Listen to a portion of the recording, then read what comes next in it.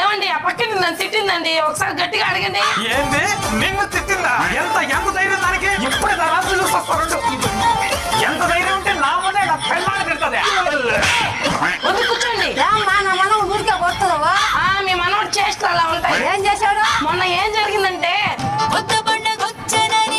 అల్లుడని తీసుకపోతే ఆ పిన్ని కూతురేమో మొగుడిని వదిలేస్తే కళ్ళలుంగి కట్టుకొని దానికేమో లైనే వేస్తే ఆ పిన్ని లేకపోతే పరుగు పోయిందో నా పరుగు పోయిందో పరుగు పోయిందో నా పరుగు పోయిందో.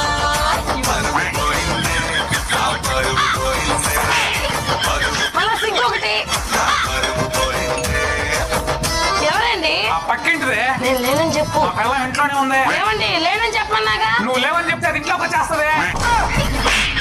సిగ్గు లేని అయ్యాల.